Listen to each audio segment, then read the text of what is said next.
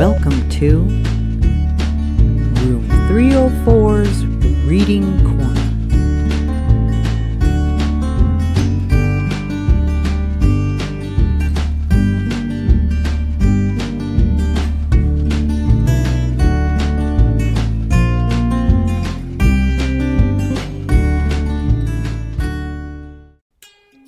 Today, we're reading The Tent Mouse and the RV Mouse by Loretta Sponsler. Illustrations by Catherine Gutkovsky.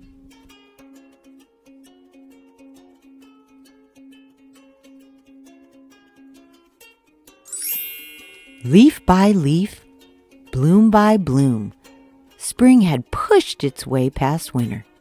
All the creatures who had huddled deep during the cold months were now eager to be out and to explore. Thomas Tent Mouse was busy getting ready for his first camping trip of the year.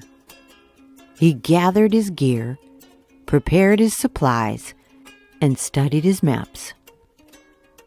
"I should invite my cousin Harvey to join me," Thomas said. "We will have many adventures, and he will love camping in a tent." Thomas set off for Harvey's house.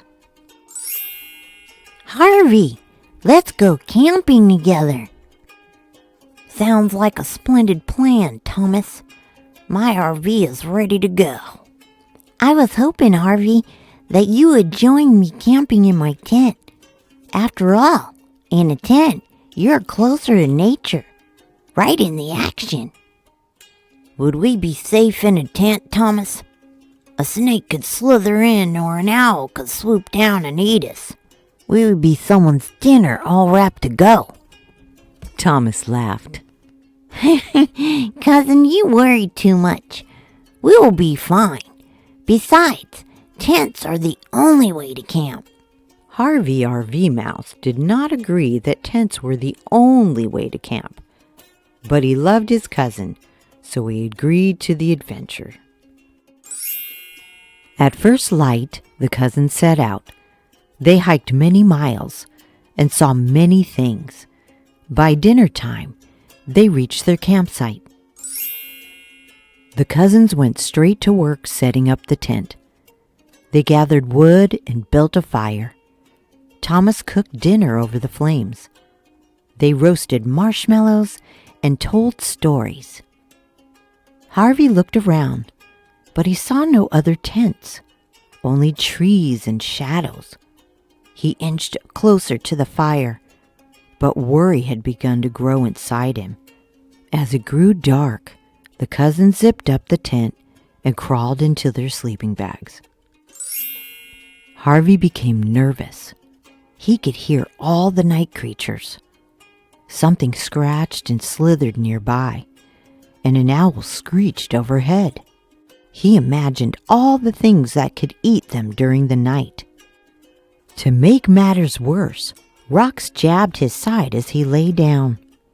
Harvey buried his head in his pillow and dreamed of his strong RV where he felt safe. It was a long night. In the morning, the sun rose, and Harvey's spirits rose with it. The cousins were happy once more, and the day was filled with many amazing adventures. When the mice returned to their campsite, Harvey's heart sank. He felt that their fun day would be spoiled by another night in the tent. "It looks like a storm is coming," Thomas said. "We better get to bed." That night the wind raged, and the tent raged with it. Lightning flashed and thunder boomed. Rain drenched the tent. Soon a leak sprang open right on Harvey's head. Drip, drip, drip all night long. In the morning, Harvey stormed. "It's time to go home. Next time we go camping, we're going in my RV." "Camping in an RV will feel like we never left home," Thomas protested. "How do we connect to nature when we're stuck inside?" Harvey laughed. cousin. Once you try it, you will never use your tent again. RVs are the only way to camp." Thomas Tent Mouse did not agree that RVs were the only way to camp, but he loved his cousin, so he agreed to the adventure. In 2 weeks' time, the cousins set out on their next camping trip. They drove many miles and saw many things. By dinner time, they reached their campsite. The cousins went straight to work, setting up the RV. They set out chairs and rugs, even tablecloths and lanterns. Harvey cooked their dinner in his oven and served it on fancy dishes. Thomas looked around, but he saw little nature, only row after row of other RVs. He heard motors humming and music coming from a distant radio. Thomas longed for his simple tent set in a secluded spot. As it grew dark, the cousins closed the door of the RV and crawled into their beds. Thomas became frustrated.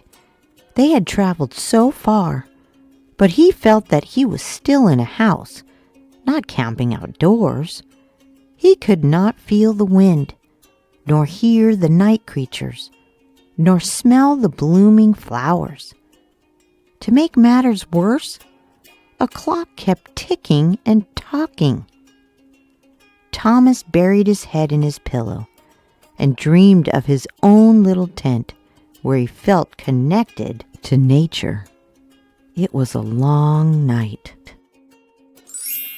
In the morning, the sun rose, and Thomas's spirits rose with it. The cousins were happy once more, and the day was filled with new friends and many amazing adventures. When the mice returned to their campsite, Thomas's heart sank. He felt that their fun day would be spoiled by another night in the RV. "It looks like a storm is coming," Harvey said. "We better get to bed." That night the wind raged, lightning flashed, and thunder boomed. Thomas watched the storm from the window, but he felt nothing. No wind blew his whiskers, and no rain touched his fur. Blip, blip, blip. The thunder barely whispered in his ears. In the morning, Thomas stormed. It's time to go home. Next time we go camping, we're going in my tent.